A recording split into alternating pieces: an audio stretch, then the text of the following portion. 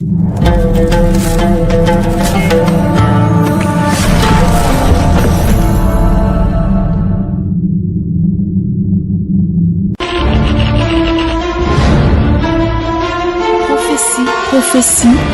et prophétie. Car ce n'est pas par une volonté d'homme qu'une prophétie a jamais été apportée, mais c'est poussé par le Saint-Esprit que les hommes ont parlé de la part de Dieu. 2 Pierre, chapitre 1, le verset 21. Le Togo et le Bénin, vous faites partie des drapeaux jaune, vert, rouge dont le Seigneur veut secouer. Le moment est venu où les contestations seront dans vos rues, Togo et le Bénin. Alors préparez-vous, vous qui êtes au Togo, préparez-vous qui êtes au Bénin, parce que de grands changements, de grands vents soufflent dans votre direction, dit le Seigneur. Sous les vagues de ton esprit, jusque devant la cour, Dieu palais royal dans ton royaume, je t'aimerai toujours.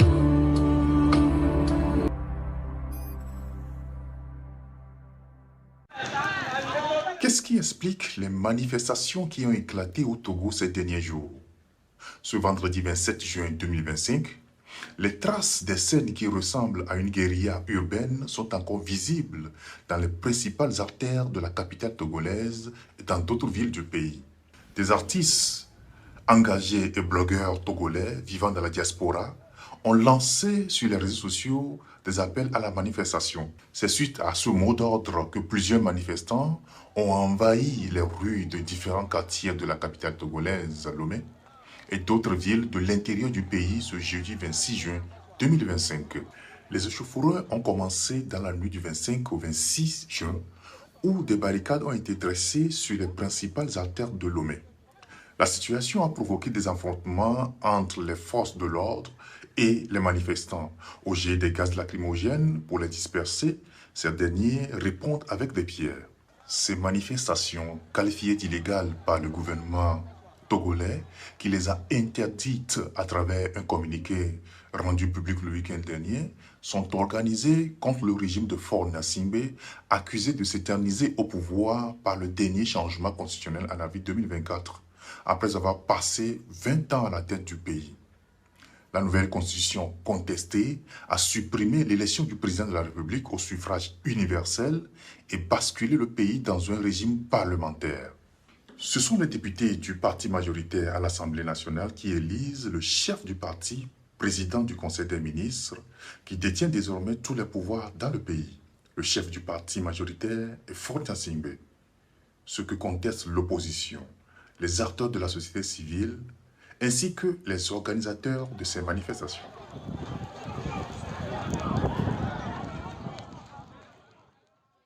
Le mur de la peur est en train de tomber. Il chancelle sur ces illégitimes fondements. Et c'est vous, nos enfants, nos frères, nos sœurs, notre jeunesse debout, qui en brisez les fondations.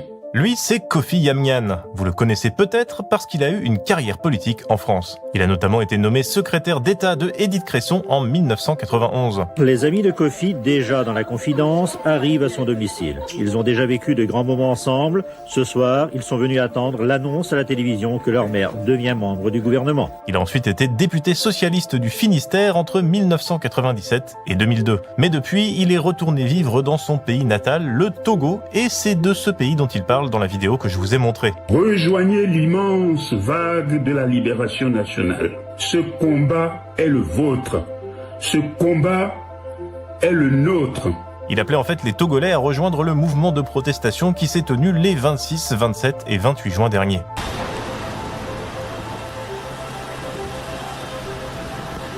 On en entend assez peu parler, notamment parce qu'une chape de plomb est tombée sur les médias au Togo.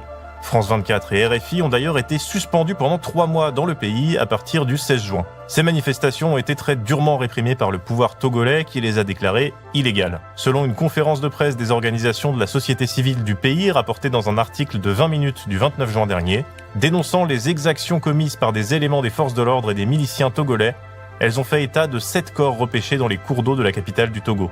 Elles ont également relevé des dizaines de blessés et plus de 60 personnes interpellées lors de 3 jours de manifestations de jeudi à samedi. Notre frère a été tué hier dans la lagune et c'est en cherchant son corps aujourd'hui que nous avons retrouvé 2 autres corps dans l'eau.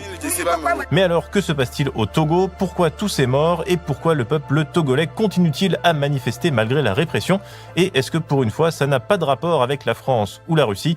La réponse à presque toutes ces questions, c'est tout de suite dans ces DDM.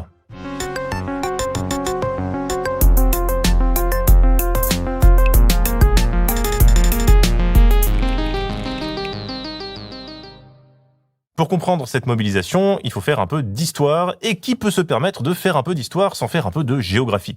Sortons nos cartes. Le Togo est un pays d'Afrique de l'Ouest issu de la partie orientale du Togoland, colonie allemande partagée entre les Français et les Anglais suite à la Première Guerre mondiale. Comme le Cameroun, l'actuel Togo a été jusqu'à son indépendance un territoire sous mandat de l'ONU administré par les Français. D'ailleurs, si l'histoire du Cameroun vous intéresse, je vous invite à regarder la vidéo sur Pierre Messmer qu'on avait faite avec Modi. Si la France-Afrique existe encore aujourd'hui, si des régimes autoritaires favorables aux intérêts français sont encore en place, comme au Togo par exemple, un pays qui a une histoire assez similaire au Cameroun, eh bien c'est bien grâce à des hommes comme Pierre Messmer. Le Togo fait à peu près la taille de la région Grand Est et compte un peu plus de 9 millions d'habitants. Il a pour capitale Lomé. Et politiquement, le Togo, c'est compliqué. Enfin non, c'est simple en fait. La même famille est au pouvoir depuis un peu moins de 60 ans. Entre 1967 et 2005, c'était lui le président, Gnassingbé Eyadema, et depuis 2005, c'est son fils Faure Gnassingbé qui a pris le relais. Alors la vie politique togolaise a été traversée par tout ce que vous pouvez imaginer dans un régime autoritaire, entre emprisonnement ou assassinat des opposants et élections truquées, le tout avec l'indifférence bienveillante de la France qui reste assez proche de Lomé.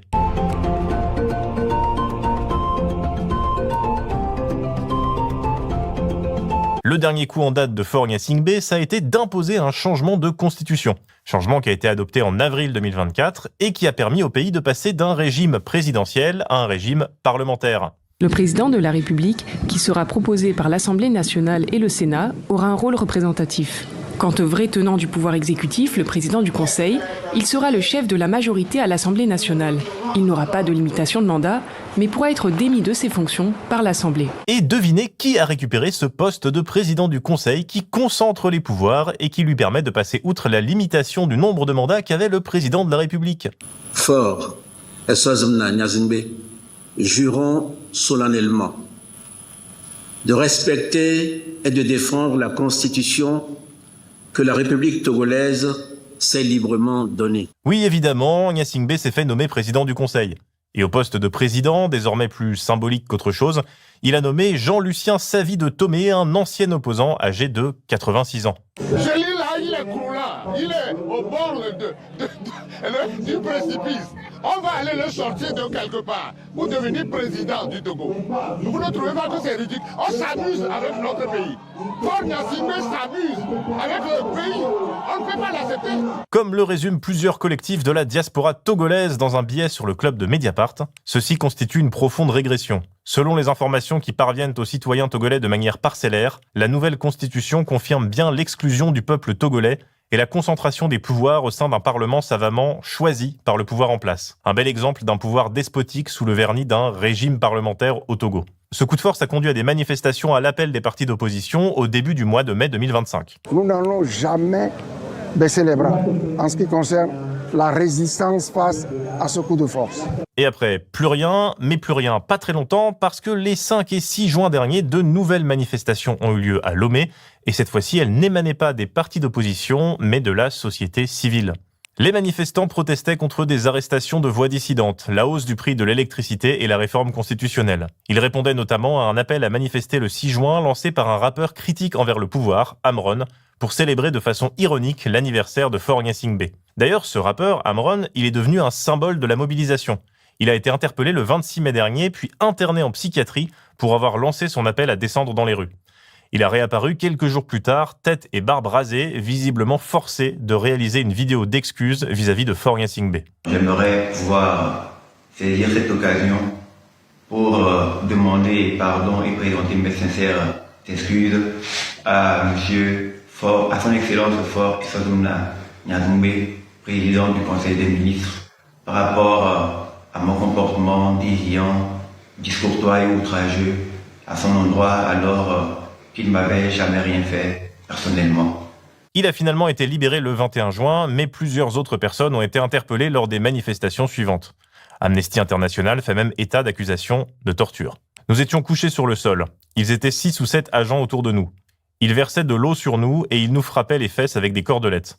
Ils ont frappé nos plantes de pied en nous demandant « Est-ce que vous allez encore sortir manifester ?» Puis ils nous ont ordonné d'aller courir sur des gravillons. Ils nous menaçaient. À un moment, ils nous ont ordonné d'aller danser sous la pluie. Ils ont ordonné à un manifestant qui avait été arrêté avec un mégaphone de chanter dans l'appareil éteint, a raconté l'un d'eux à Amnesty International. Et tout ça, c'est sans parler plus largement de la situation des prisons au Togo, notamment de celle de Lomé, surpeuplée et sans climatisation malgré la chaleur, comme le révélait une enquête de Caroline Chauvet-Abalo, publiée le 18 juin dernier sur Afrique 21. Ce n'est pas fait pour les humains. Quand j'y repense, ça me fait trop mal, déplore un autre ex-détenu qui a demandé l'anonymat, tout juste sorti de la prison de Dapaong dans le nord du Togo. J'étais dans une cellule faite pour environ 45 personnes alors qu'on était 174. Toute la nuit, on était assis l'un en face de l'autre. Ceux qui n'avaient pas trouvé de place étaient debout. À cause de cela, beaucoup avaient des membres de leur corps enflés, d'autres avaient des maladies dermatologiques, et j'ai vu 2 personnes mourir dans mon bâtiment, visiblement par suffocation. D'ailleurs, pour que vous ayez une idée de la situation, dans l'enquête d'Afrique 21, il y a aussi une vidéo d'une cellule d'isolement dans la prison de Lomé. Attention, les images sont choquantes.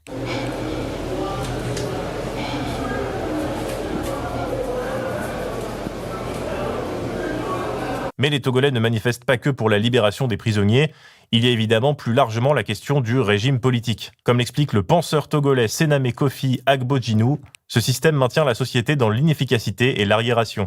Il s'appuie à la fois sur la peur, utilisée de manière brutale pour dissuader toute contestation, et sur un enchevêtrement opaque d'alliances internationales qui le protègent. Peu à peu, cette emprise a étouffé chez les Togolais, jusqu'à l'idée même qu'un autre avenir est possible. Effectivement, on voit que le régime fait tout pour survivre. Le Togo reste proche économiquement de l'ancienne puissance coloniale. La France, c'est le second importateur au Togo après la Chine, et une quarantaine d'entreprises françaises y sont implantées. Mais le pouvoir, il essaye aussi de se rapprocher de l'AES, l'association des juntes sahéliennes plus proche de la Russie. Je vais vous surprendre. Demandez aux populations togolaises, les Togolaises et les Togolais lambda, si le Togo veut rentrer dans l'AES, vous allez voir leur réponse. Je vous dirai qu'ils vous diront oui. C'est un bel exercice. Je vais vous prendre au mot. Plus de 70% vous diront oui. Au final, le pouvoir joue un jeu d'équilibre diplomatique assez impressionnant, comme le relate Thomas Dietrich sur sa chaîne Chronique de France-Afrique. Macron a même eu besoin des services de Faure Gnassingbé récemment, parce que le président togolais a joué les médiateurs pour le compte de l'Élysée, lorsque 4 agents de la DGSE ont été arrêtés au Burkina Faso fin 2023. Faure Gnassingbé avait alors intercédé auprès d'Ibrahim Traoré pour essayer de les faire libérer. Faure s'est rapproché de l'AES, qui utilise le port de Lomé comme port d'entrée. Il y a des mercenaires turcs qui combattent les djihadistes au nord du Togo.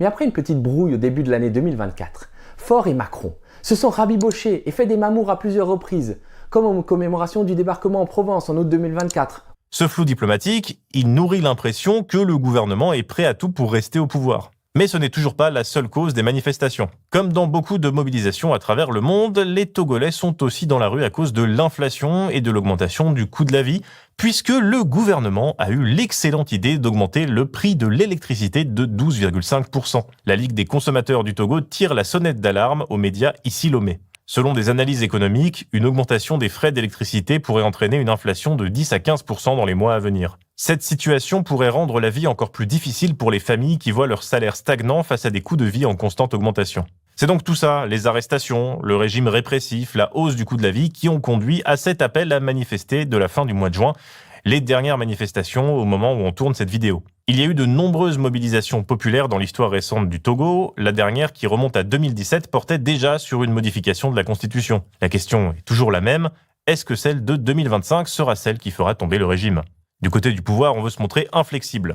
Le ministre de la fonction publique togolais Gilbert Bawara menace celles et ceux qui voudraient descendre dans la rue. Il vaut mieux s'abstenir parce que vous trouverez face à vous l'État qui n'est pas dans une volonté de répression ou d'oppression de quelque nature que ce soit, mais qui est dans sa responsabilité de faire respecter la loi. C'est un comble de dire ça alors qu'il y a eu des morts, des blessés, des arrestations et même des enlèvements à domicile. La violence est telle qu'elle a même fait réagir le 30 juin la conférence des évêques du Togo, qui se veut être un genre de médiateur entre le pouvoir et le peuple. Après avoir suivi avec une profonde préoccupation, affliction et tristesse les événements douloureux qui ont marqué les journées du 26, 27 et 28 juin 2025, suite au fait d'une gravité inouïe, Nous condamnons vigoureusement à nouveau ces violences inacceptables et insoutenables, quelles qu'en soient leurs origines, leurs auteurs ou leurs justifications. Un usage aussi disproportionné de la force pour réprimer une manifestation, fût-elle illégale, est simplement inadmissible. Le rappeur Amron, dont je vous parlais tout à l'heure, lui en tout cas, il reste optimiste. Après sa vidéo d'excuses imposée, il est revenu le 27 juin sur son arrestation dans un long texte publié sur TikTok.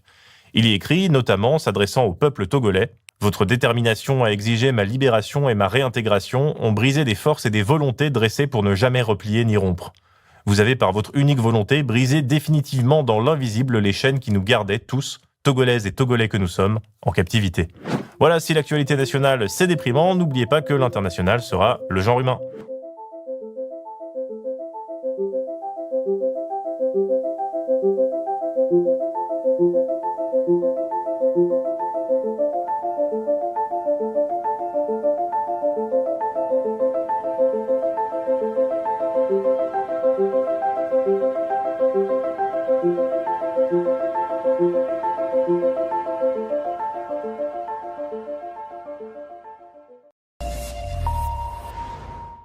Vous êtes sur France 24 et vous avez raison. Bienvenue dans votre journal de l'Afrique. À la une ce soir, 7 morts au Togo suite à la répression implacable des manifestations contre le régime du président Faure Gnassingbé.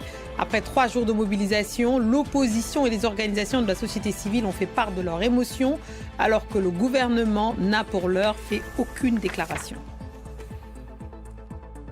À la une aussi, ce reportage exceptionnel au Tchad auprès des blessés suite aux affrontements entre les communautés d'agriculteurs et d'éleveurs, des violences qui se multiplient depuis plusieurs semaines jusqu'au massacre de 42 civils dans le village de Mandanko au sud du pays.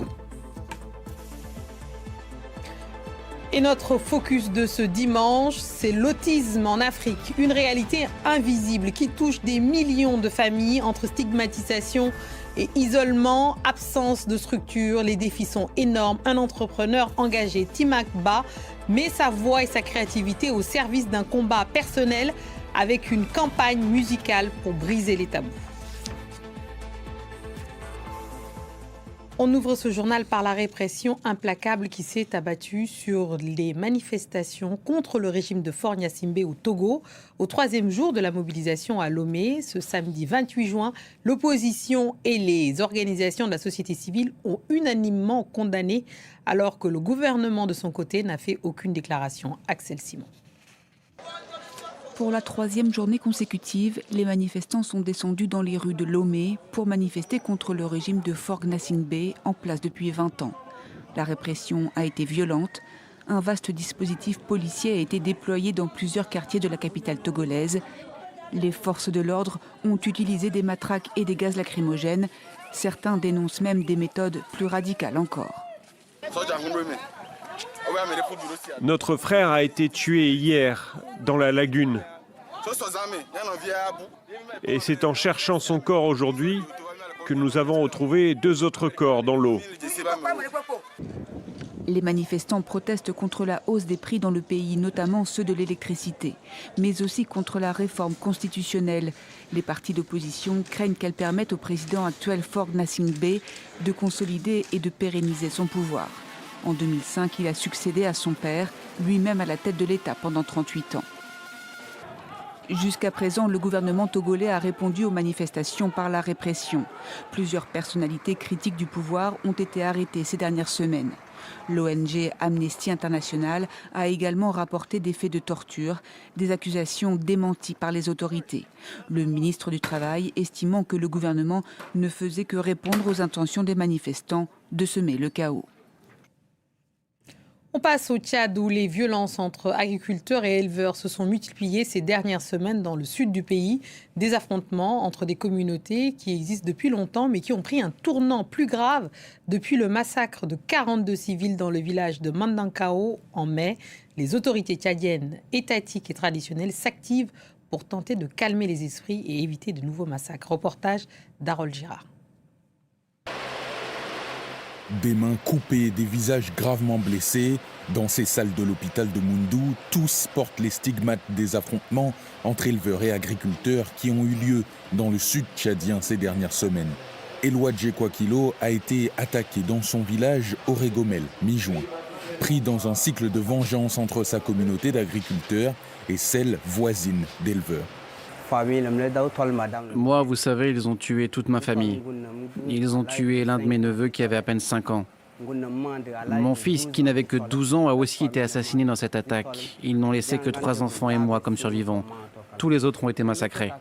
On souhaite qu'il y ait la paix. On rentrera chez nous sans chercher à se venger. On veut la paix.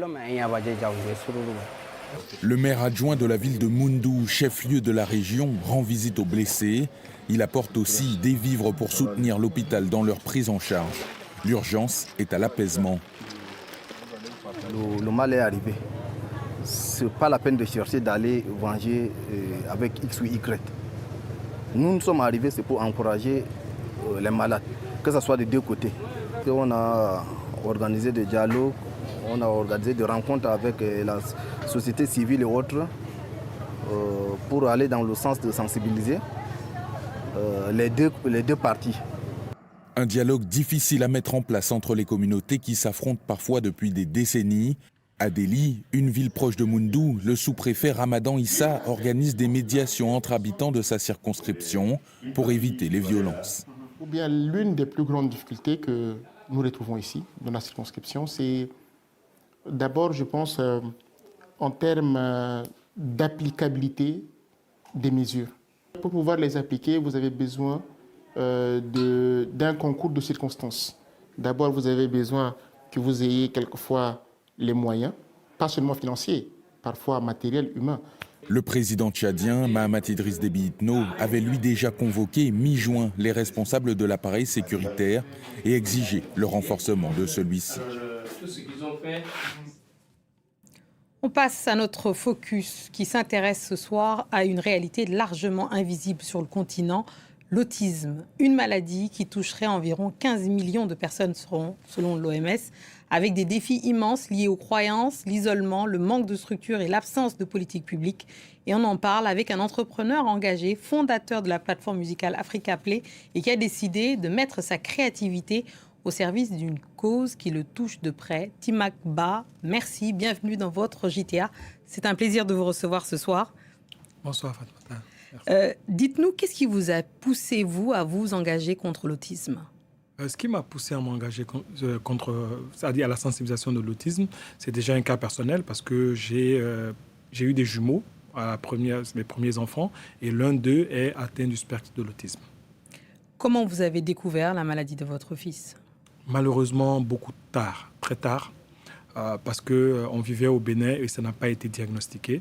Malgré qu'en tant que parents, mon épouse et moi, on a insisté auprès des médecins qui nous disaient que l'enfant a juste un retard et qu'il rattrapera, que voilà. Donc, il avait déjà pratiquement 4 ans, un déménagement à Abidjan, pour qu'on puisse, enfin le diagnostiquer. Votre mobilisation contre cette maladie qui touche des millions de personnes aboutit à un clip. J'aimerais qu'on entende cet extrait. D'accord. Alim, allumer la lumière en moi. Un hymne puissant à la sensibilisation à l'autisme en Afrique. Je voudrais qu'on écoute un extrait, on en parle juste après. D'accord. Papa, maman, écoutez-moi, je parle. J'écris et pourtant j'ai le sentiment que vous ne m'entendez pas. Je parais absent, mais en vérité vous ne me captez pas, non, non. Je lis du désarroi que vous tentez de dissimuler à cause de moi. Je n'ai jamais souhaité que le monde qui m'entoure ne me comprenne pas. Timak Ba, merci. On est de retour sur le plateau du JTA après ce clip Alim pour allumer la lumière en moi. Comment est venue cette idée de ce clip ? L'idée de Alem, en fait, c'est Alem. Alem. Alem, c'est Shaolin, qui est le chanteur qu'on a vu au début, qui a écrit une chanson pour les autistes parce qu'il est très engagé. Et lorsqu'on s'est rencontrés, je lui ai demandé l'autorisation de faire un remix qui a impliqué Shaolin, Jupiter Davaïb de la Guinée, Shaolin de la Côte d'Ivoire et Pépé Oleka du Bénin qui ont retravaillé cette chanson. Et dans le clip, vous voyez, on a travaillé avec des enfants d'un centre autiste à Abidjan qui figurent dans le clip parce qu'on a voulu vraiment montrer les aptitudes de ces enfants. Parce qu'au-delà du spectre et du côté où on a vraiment du mal à prendre en charge ces enfants, il y a des enfants atteints du spectre de l'autisme qui ont des dons, qui ont des capacités et qu'on souhaiterait vraiment mettre en avant à partir de maintenant. Vous, en tant que parent et aussi en tant qu'activiste mobilisé sur cette question-là, qu'est-ce que vous direz qui sont les principaux défis qu'il faut relever sur cette question sur le continent africain? Je pense que le premier défi, c'est le politique. Il faut qu'aujourd'hui, les gouvernants puissent vraiment s'engager à cela. Parce que ce projet m'a permis de me rendre compte qu'aujourd'hui, des hauts cadres, des personnes politiques ou en entreprise ont des enfants autistes. Il y en a beaucoup qui ont du mal à en parler, beaucoup cachent ces enfants. Et ce n'est pas ce qu'il faut aujourd'hui, parce qu'il faut accepter ces enfants tels qu'ils sont, les aider à s'épanouir. C'est ce qui va vraiment faire les choses. La première chose, il faudrait que ceux qui sont, je vais dire aujourd'hui, à des postes de responsabilité, qui sont des personnes très visibles, je tiens à saluer par là Nabou Fall, qui est vraiment quelqu'un qui aujourd'hui milite aussi à cette cause. Qui elle aussi est touchée. Et qui en parle ouvertement. Et moi, je pense qu'elle m'a inspiré. Et en parler permettra déjà de pouvoir vraiment franchir certaines barrières. Et vous diriez quels sont les principaux aussi, les plus grandes difficultés que rencontrent les familles sur le continent africain, ceux que vous avez pu rencontrer? Déjà, c'est le diagnostic. Ça, c'est la première étape. Aujourd'hui, je parlerai de pays que j'ai pratiqués. Le Bénin, la Guinée, il n'y a pas de centre. La Guinée vient d'avoir un premier centre qui s'appelle, qui est le Lab Academy, qui a été ouvert par Fabi Diallo, qui est le premier en Guinée. Mais le Bénin, par contre, il y a du mal. Parce que lorsqu'on voulait faire cette chanson, on a cherché à avoir on va dire des centres au Bénin qui s'en occupent pour pouvoir aussi prendre des images. Mais il n'y en a pas. Il y a des parents qui se sont réunis, mais il n'y a pas de centre. Et ça, c'est vraiment dommage. Et en Côte d'Ivoire, il y a des centres, mais le coût de ces centres ne sont pas accessibles. Parce qu'aujourd'hui, on parle d'au moins 1 million de francs CFA de scolarité par an. Et ça n'inclut pas l'orthophoniste et tous les spécialistes qui vont. C'est juste les écoles les moins chères. Il y a des écoles beaucoup plus chères. Mais 1 million de francs CFA pour une famille, c'est pas donné à tout le monde. Bien Après, sûr. Il faut payer l'orthophoniste, etc. Donc vraiment, il y a vraiment beaucoup à faire. Il faudrait des subventions. Il faudrait vraiment qu'on puisse aider les familles à mieux accepter et accompagner ces enfants. Merci beaucoup Timak Bah d'être venu pour justement sensibiliser sur cette question de l'autisme sur le continent africain. Merci beaucoup. C'est la fin de ce journal. Merci à tous ceux qui nous ont suivis ce soir et en particulier évidemment de N'Djamena à Lomé en passant par Conakry et bien sûr Cotonou. Restez avec nous car l'actualité continue sur France 24. Merci.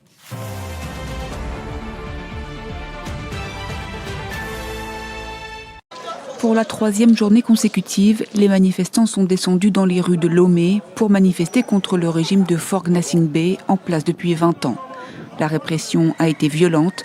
Un vaste dispositif policier a été déployé dans plusieurs quartiers de la capitale togolaise. Les forces de l'ordre ont utilisé des matraques et des gaz lacrymogènes. Certains dénoncent même des méthodes plus radicales encore. Notre frère a été tué hier dans la lagune. Et c'est en cherchant son corps aujourd'hui que nous avons retrouvé 2 autres corps dans l'eau. Les manifestants protestent contre la hausse des prix dans le pays, notamment ceux de l'électricité, mais aussi contre la réforme constitutionnelle. Les partis d'opposition craignent qu'elle permette au président actuel Faure Gnassingbé de consolider et de pérenniser son pouvoir. En 2005, il a succédé à son père, lui-même à la tête de l'État pendant 38 ans. Jusqu'à présent, le gouvernement togolais a répondu aux manifestations par la répression. Plusieurs personnalités critiques du pouvoir ont été arrêtées ces dernières semaines. L'ONG Amnesty International a également rapporté des faits de torture, des accusations démenties par les autorités. Le ministre du Travail estimant que le gouvernement ne faisait que répondre aux intentions des manifestants de semer le chaos. Quand l'Esprit parle, prêtons oreille, car Dieu parle cependant, tantôt d'une manière, tantôt d'une autre. Et très souvent, l'on n'y prend point garde.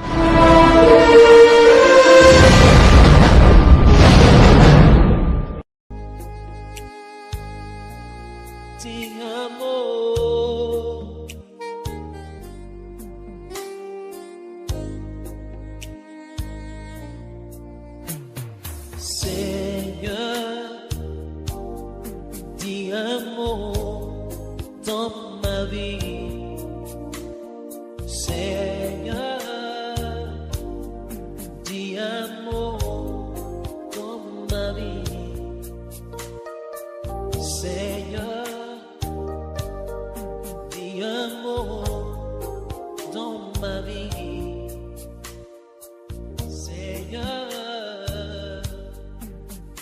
un mot dans ma vie.